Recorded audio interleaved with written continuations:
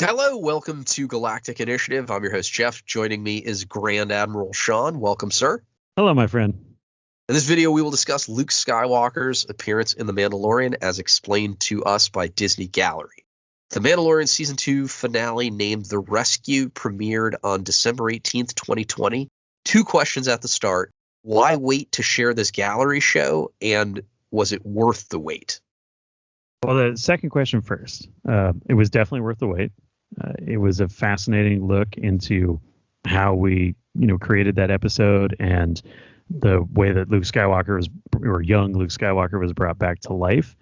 So definitely worth the wait.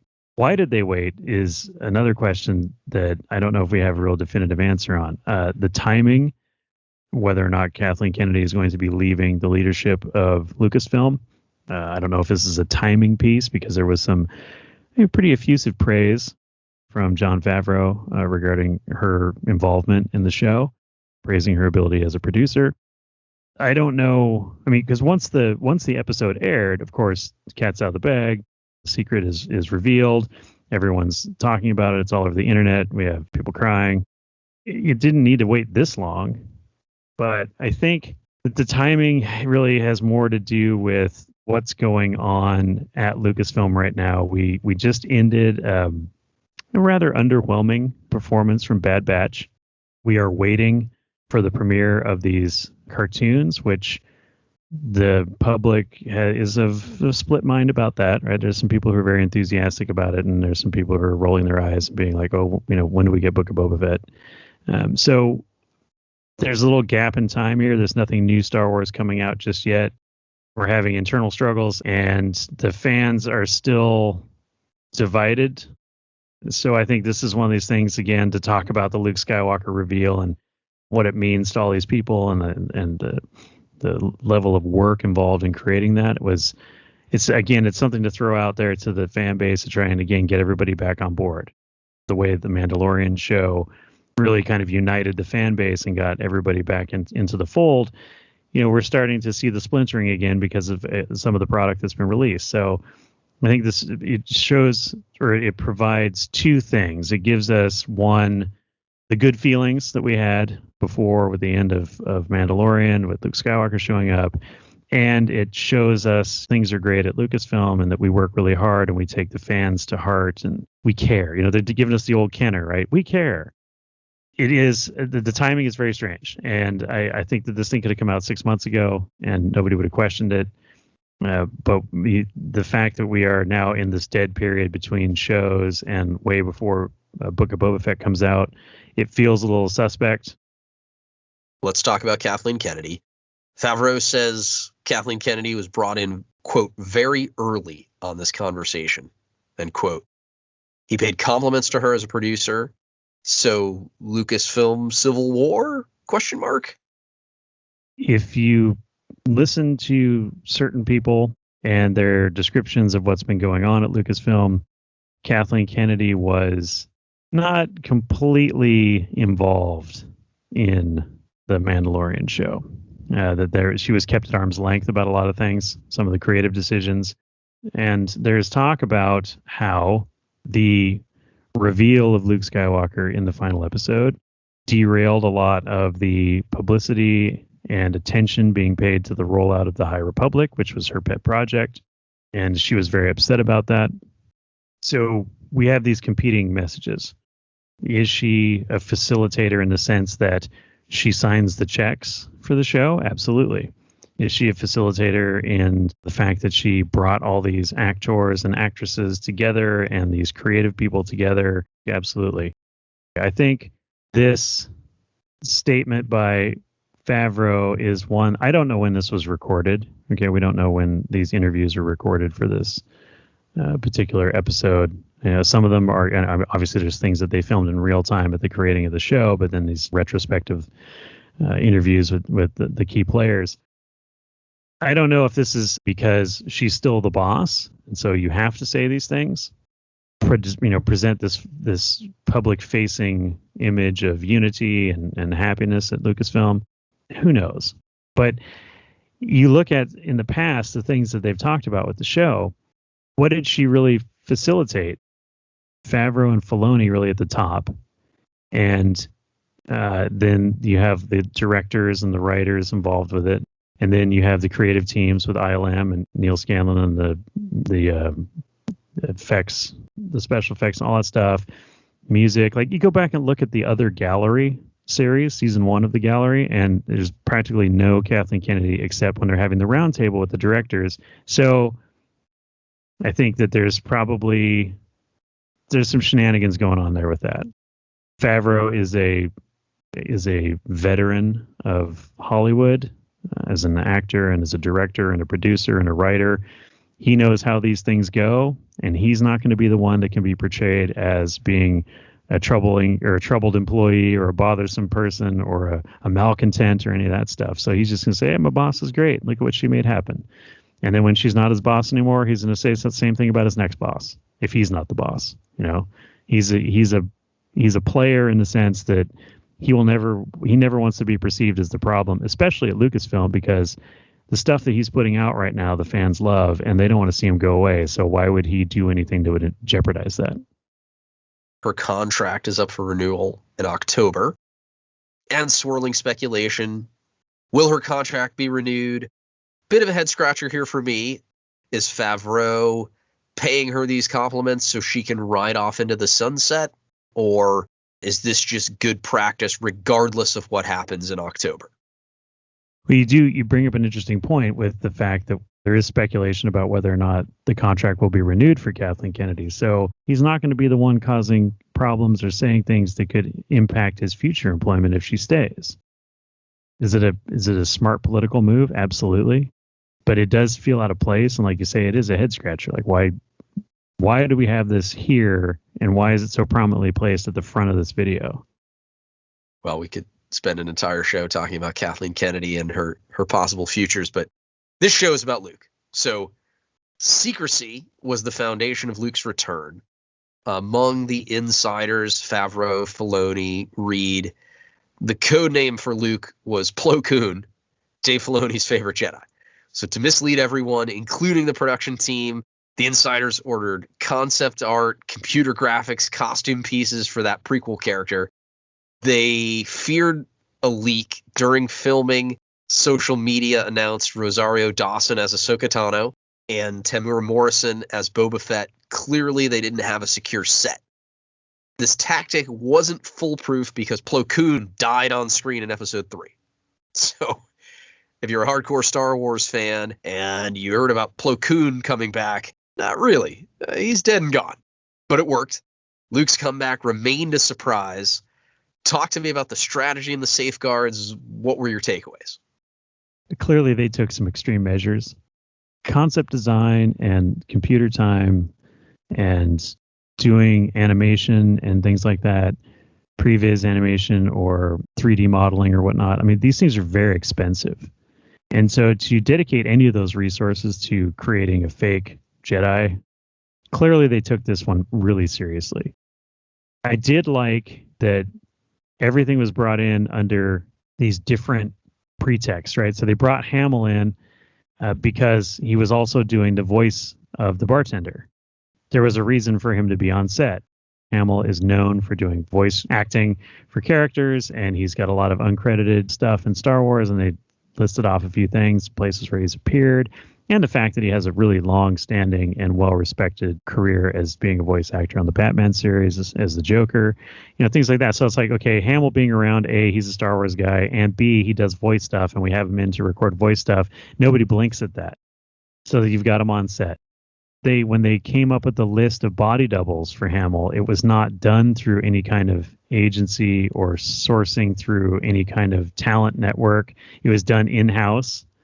The people in Lucasfilm had already gathered a bunch of actors for other things, and then they borrowed some people from the Disney labor pool, and they looked at all these folks, and they're like, okay, this is the guy. And then they read him for a part, another part. They did a really great job of throwing everybody off. Even when they filmed him, they had a green R2 unit, so it wasn't even, they didn't even have the blue R2 on set, until Hamill showed up. Conversely, the thing that the biggest takeaway I had, Hamill talked about I'm your father reveal in Empire Strikes Back, and how he held on to that for like a year and a half. But one of the things that he brought up in his interview about this, since Disney has purchased Star Wars, there's been a lot of conversations on the internet about things and about fans and about interaction, participation, disappointment, and then groups or minor celebrities, whatever you want to call YouTubers and Twitter folks, who are kind of leading the voice or the chorus of voices against some of the newer Star Wars product. A lot of the standard message was, we don't really care about those people. We don't listen to them. Turns out they really do. In this video, Mark Hamill was speaking about how everybody every day was checking Google searches, and they were going through and doing algorithm checks on YouTube and Twitter, and they were seeing what was trending, and they were constantly checking Mandalorian and looking for other stuff and seeing if there was anything possible coming out about this.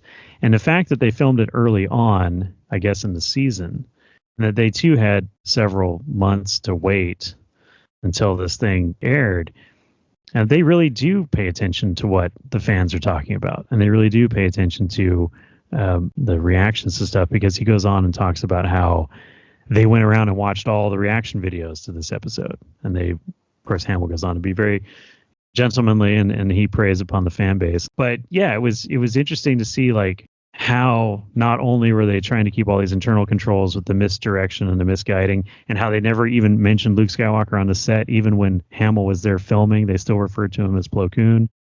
I forget which one of the guys. It wasn't Favreau and Filoni. It was one of the other guys that they interviewed. But he was saying how, like, even now in this interview, when we're talking about it, I have a hard time saying Luke Skywalker because we trained ourselves to not say Luke Skywalker. It was a skeleton crew, how they had sent the majority of the people off to film another episode somewhere else. So it was only like a few people in the building to film this thing, and they did it like super tight. It's, again, totally fascinating how these things happen, how they can get away with these things. But the lengths that they went to make sure it didn't happen was fascinating. Yeah, really quite impressive, very professional. Creates a level of trust in me with Favreau and Filoni. My level of trust already quite high with Jon Favreau.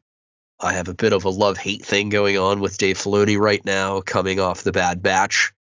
I think he's brilliant and talented, and his heart is always in the right place. Question some of the production decisions, but who am I?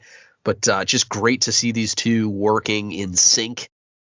Star Wars does have some really good stewards and fans, if not at the helm, at least in some leadership roles around the studio to help move things forward.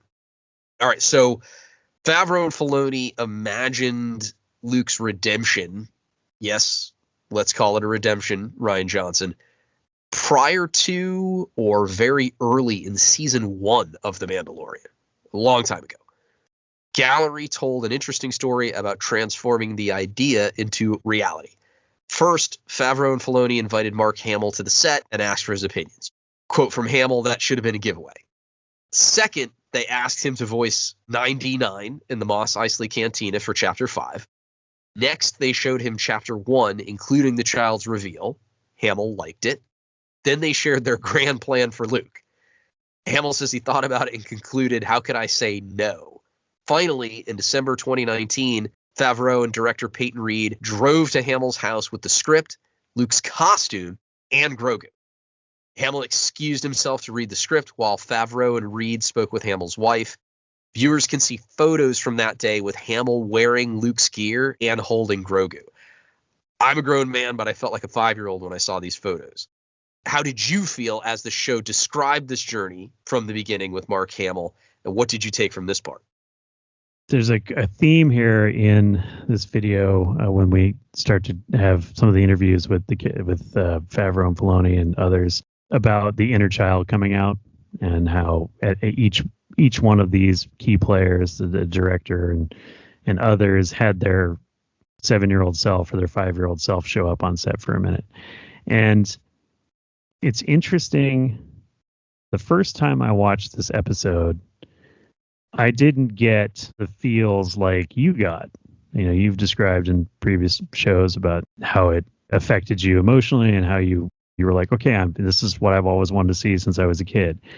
And I didn't, because I was kind of hung up on the CGI portion of it, and I felt like there was still some issues for me, but the syncing of the mouth and the dialogue and some of the other stuff. And so I was taken out of that moment. Going back and watching this and seeing the process and observing Mark Hamill as he kind of goes through this catharsis of finally being able to be the Luke that he always wanted Luke to be, and not the Luke that Rian Johnson gave us, or that Kathleen Kennedy and her facilitating of Disney Star Wars gave us. He finally got to do the thing. And there's a conversation where he's talking about, or there's a moment in one of the interviews where he talks about a conversation with George Lucas about how the original trilogy ends on a weird spot for Luke, and he compares it to James Bond. He says the original trilogy is like finding out how James Bond got his license to kill and then ending it, and then you don't get Dr. No and Thunderball and all that stuff afterwards. And so he was always felt kind of, there's this long period of time between episodes 6 and 7, and there's all this storytelling that could have happened and all these things that he could have done over those years. And it's a lament that he's an old man now, or older man, and he can't go back and do all those action things that he wanted to do when he was a younger man. And he's very overwhelmed with the fact that first of all, they're bringing him back, even though he's going to be CGI'd basically out of the whole thing. But they want him to be involved because he is the steward of that character, and that they understand how important it was to him. And so watching that and then rewatching that portion of the episode, as clips in this interview, and I actually went back after this was done and rewatched the end of that episode, I was more emotionally impacted by it the second time around. And I think it's because I now have I have more of a connection to what Mark Hamill was going through with all of this, and then listening to Filoni and Favreau talk about their relationship with the character Luke Skywalker and what it meant to them to bring it back, and how important it was to everybody involved in this that they, like you said, redeem the character of Luke Skywalker, that he be portrayed with respect, and that he be shown to be the character that we had all hoped he would become, but never got. And so I think that was informing my emotional reaction to it the second time around. I do watch how he talked about his use in the sequel trilogy and the disrespect that the character of Luke Skywalker was treated with. And it's clearly emotionally painful for him. I mean, this was the biggest thing he ever did in his career. He's beloved worldwide by billions of people, right?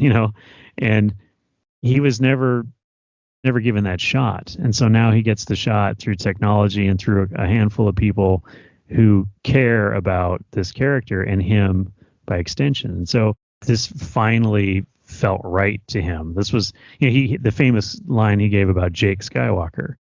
He finally didn't have to play Jake Skywalker anymore. He got to play Luke Skywalker, and it was very powerful to see. And you could feel that. You could feel that in him. And it helps us put The Last Jedi in the rearview mirror and move on. I'll point out, it seems Favreau and Filoni used the same approach on George Lucas. We've seen the photos of Lucas with the duo, with Grogu, with the pulse rifle on set. To what end? Nobody feels comfortable. Lucas is alive. This is his thing. Yeah, it was purchased from him, and he's been kind of separated from it a bit. But these guys, Filoni and Favreau, bringing him on set and saying, look what we're doing with your idea. Like, look how we are being true to it. Look how we are trying to honor it and extend it and continue it. And please, by all means, if you think we're not, let us know. The respect and the dialogue that's been going on with Filoni and Favreau with Lucas stands in stark contrast to the way that the leadership of Disney and Lucasfilm treated George. We see these rumors swirling, is he going to come back? Is he going to buy it back? No, he's not going to do that. He's not going to buy it back. He may come back, though, in a more active consulting way. Dave Filoni, it was evident to me every time they interview this guy, but in this particular episode that we're talking about, he still has this reverence or this deference to George. because ultimately he has these ideas about Star Wars and what it should be in his mind based on his experience, but he also understands that it's still George's thing. And I don't think these guys are going to fully step out from under that shadow until, unfortunately, after George Lucas passes, because it's one of those deals where if they make a choice and it's not 100% by the fans, everybody's going to run down to the ranch and ask George what he thinks about it. He's always going to be there. He casts his shadow. And for a lot of reasons, I think it's a good shadow.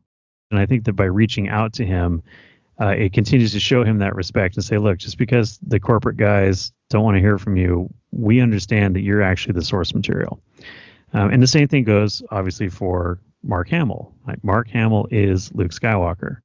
Whether you like it or not, that's him. He and George initially wrote the character, but Mark Hamill owned it and collaborated with him over the course of the 3 films and then ultimately his appearances in the new stuff. He feels a deep connection to that character. I mean, it's not like Superman or Batman where you've had like 25 people over the last 70 years play them in film, and there's only one Luke Skywalker. And so, again, to go to his home and say, look, here's the script, put on the robe, tell me how you feel, here's Baby Yoda, hang on, what do you think about that? Isn't that pretty cool, right? These, again, it's saying these are the things that we're doing, but we want you to approve. We want your approval. And I think that if Mark Hamill had come out of his office with that script and said, no, this is garbage, I'm pretty sure that Filoni would have said, or Favreau would have said, okay, what can we do to make it better? They wouldn't have been like, oh, whatever, Mark, we'll just go digitize you and do it. They would have asked for his input. And I think that is what separates them from a lot of other people in the Disney and Lucasfilm leadership, is that they understand the connection that these people have to the material and to the characters, and that they want to honor that. And asking about Lucas, I'm hoping that he's willing to take on some level of responsibility, get involved. I think Favreau and Filoni have done it to the extent that they can right now. But yeah, come October, I'm certainly hoping for more. In this case, it's great to see Lucasfilm continuing to advance new technology. When you first watch the show, the disconnect between Luke, his face, his mannerisms, maybe his voice too, but we've taken some giant steps forward. Just interesting that a deepfake video leads to a hire for Lucasfilm. And now that we've done it and improved it, how could this be applied? A Thrawn trilogy, remake of the original trilogy.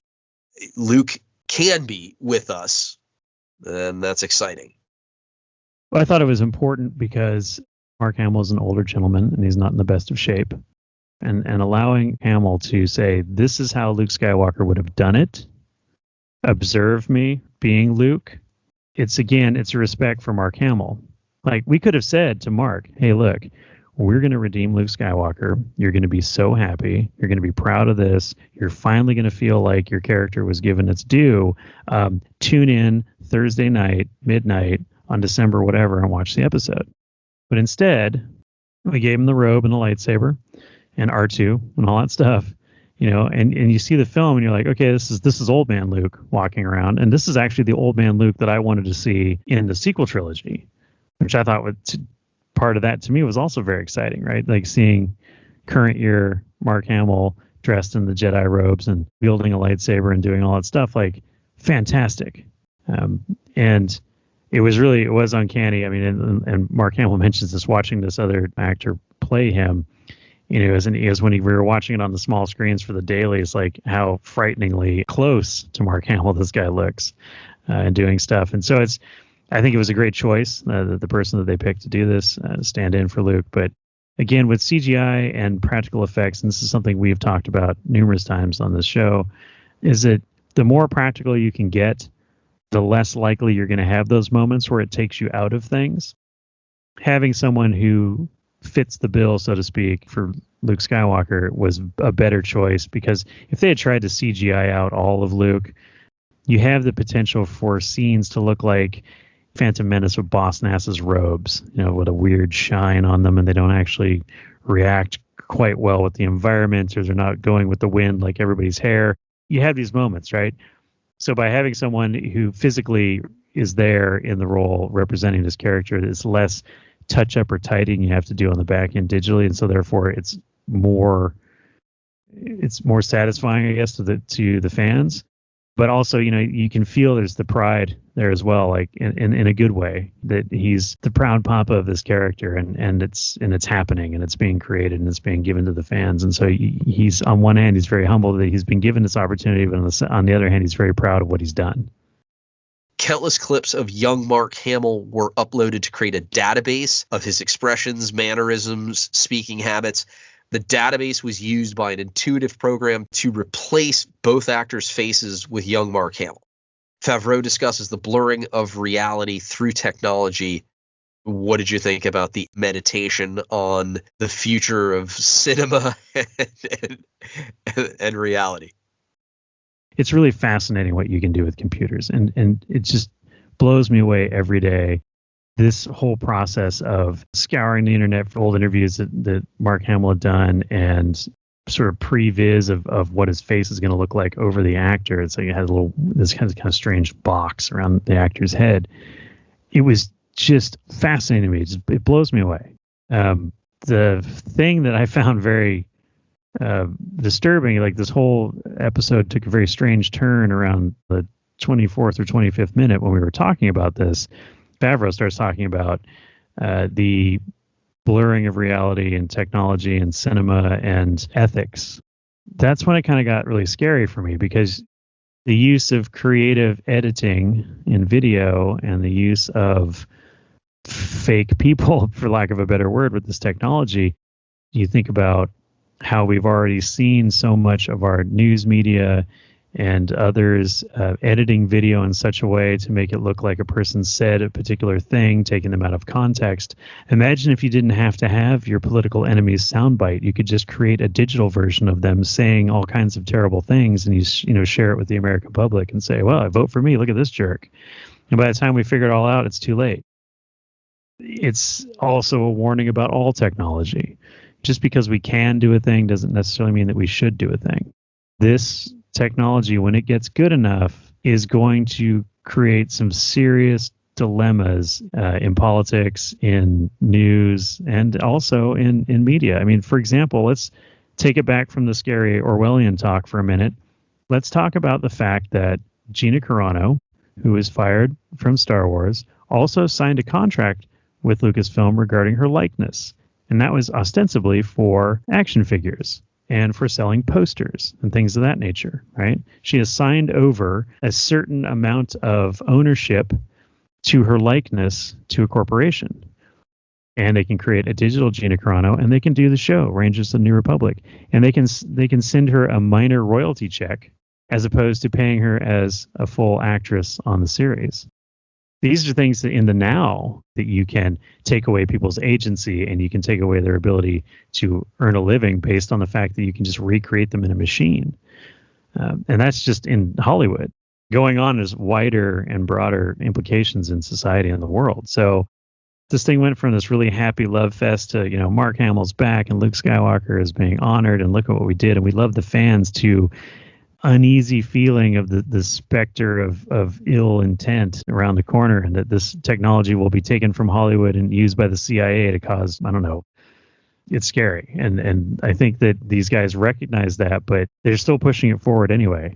Consequences be damned. We're going to do this. We're going to make the best possible movies. And if the State Department wants to do something with it, well, who are we to say no?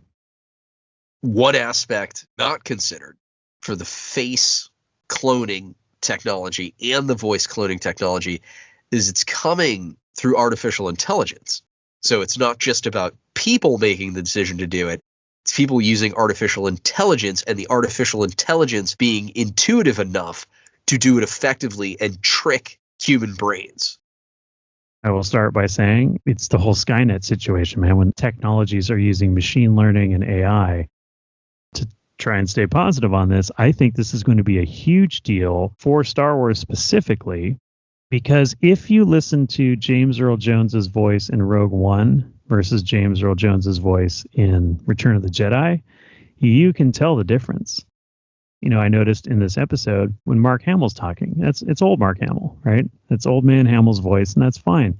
young Mark Hamill, you go back and watch Corvette Summer, he sounds completely different. This can benefit your film, streaming, cartoons, whatever. Now you can use the machine to create James Earl Jones as Vader, and now we're going to get a consistent voicing of that character across everything. I think that's great. But there are going to be some very positive implications or applications in the Star Wars universe for sure. Yeah, it's funny. I thought of Vader too. So that consistency would be great.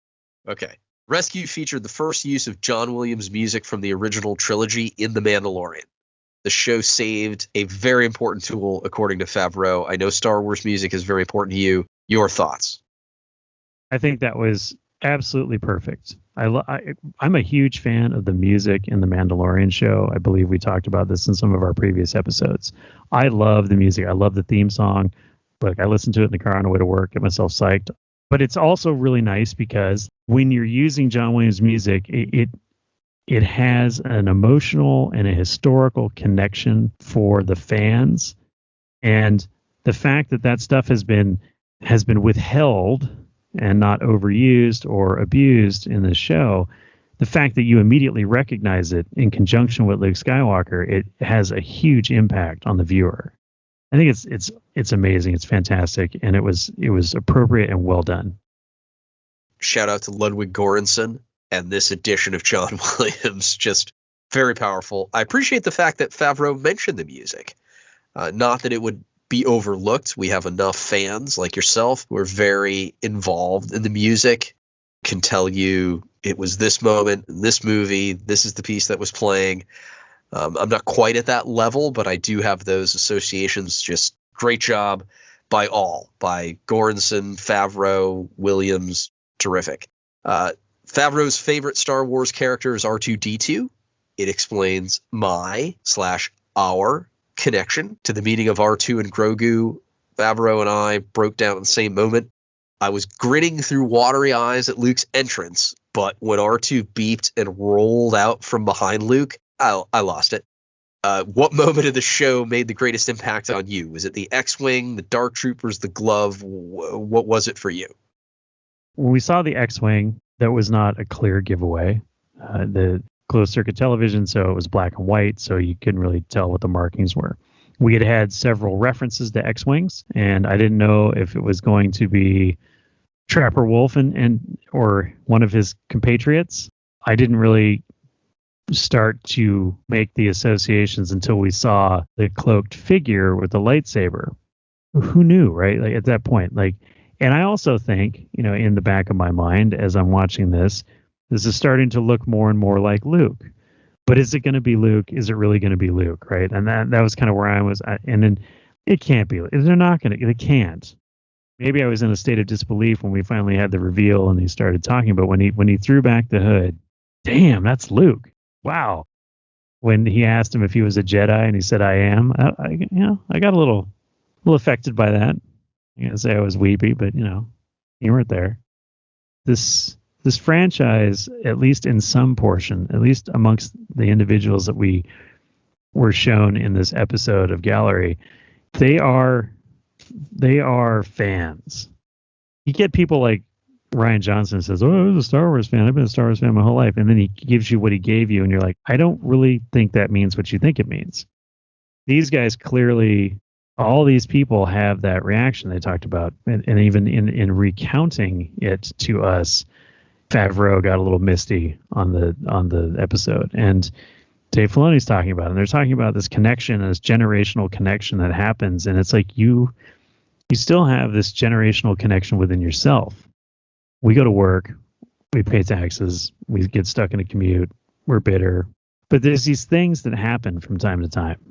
And I think this is one of the reasons why we take all this time out of our lives to talk about Star Wars and obsess over Star Wars and all these things, is because, all right, now I'm breaking down. Star Wars is the thing that helps us remember who we were. Sorry. When R2 rolled out from behind Luke and met Grogu, that's it. That's exactly what happened to me. A friend of mine shared a story he was watching with his young son. The scene's unfolding. The X-Wing comes into the hangar bay. Son looks at father, and father's eyes starting to get a little misty. And his son asks, "What's about to happen here, Dad?" All Dad could get out was, "Something very important is about to happen." That's awesome. It affected everyone, in different ways and at different moments. And that's why it was important for me to ask that question. I wanted to know, what was it? What was that time? When I talked about Favreau and I sharing the same moment, there's something about that moment. I love R2. I've nothing against R2, nothing but good things, good thoughts. But there was something about R2 meeting Grogu. I don't know. I can't explain it. But yes, it definitely takes us back. But I think it also reminds us that the world can be a pretty good place. We need those reminders now more than ever, I think.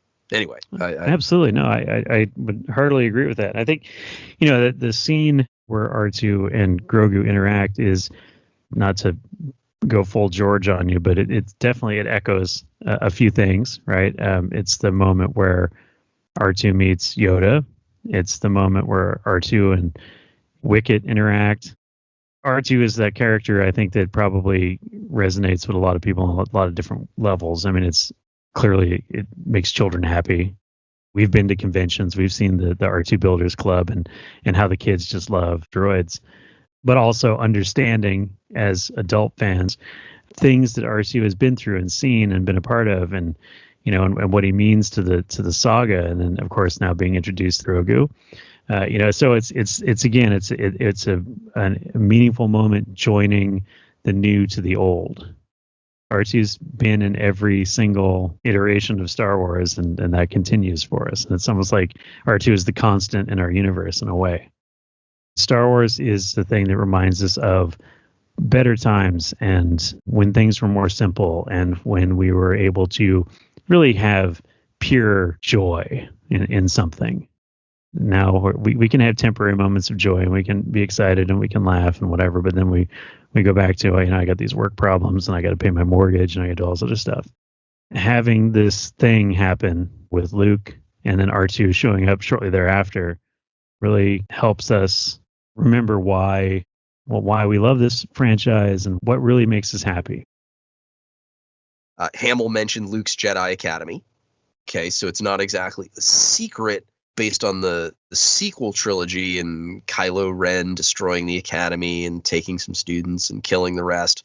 But the way that Hamill mentioned it, it just sounded different. So I'm excited. Is that a clue? Is that a breadcrumb for what comes next? I hope so. I will say the Jedi Academy comment was important. I think that combined with earlier comments that Mark Hamill made about the adventures of Luke Skywalker, the things that he had done after Return of the Jedi, all that kind of stuff, it does give a different feel when he talks about a Jedi Academy, because clearly it's not the Rian Johnson Jedi Academy, because he hates everything Rian Johnson. When Luke Skywalker starts talking about the Jedi Academy, you're like, oh, okay. Like, that's important. That's going to be a thing. So it will be interesting to see, and this goes back to our technology conversation. It goes back to some rumors in the Star Wars community and universe doing the Thrawn trilogy right before the sequel trilogy starts or whatnot. These are the kind of conversations that kind of give you that little spark of hope that, maybe they will do something really awesome now with Luke Skywalker, that we've figured out how to do him digitally and appropriately, and with Mark Hamill's blessing, and maybe this reinvigorates him to be back and involved and part of the franchise, and hopefully maybe we do get the Jedi Academy saga or whatever it might wind up being. But again, it shows the stewardship of the universe of Star Wars is in good hands. Our discussion of The Mandalorian Season 2 finale, as explained by Disney Gallery, has come to an end. Thank you, Sean. You are no longer dying. I want to take a moment to thank our subscribers. We are slowly growing, and we're excited for the future. If you're new to Galactic Initiative, check out our library of shows. We cover the prequel, original, and sequel trilogies, mostly the first two, but everything Star Wars, short episodes, long episodes. Please explore. Thank you for watching. Galactic Initiative is not authorized or endorsed by Lucasfilm Limited. The names Star Wars and all related materials are registered trademarks of Lucasfilm Limited, a subsidiary of the Walt Disney Company, all rights reserved. Galactic Initiative is a registered trademark, and other product and company names are trademarks of their respective holders. Use does not imply affiliation or endorsement.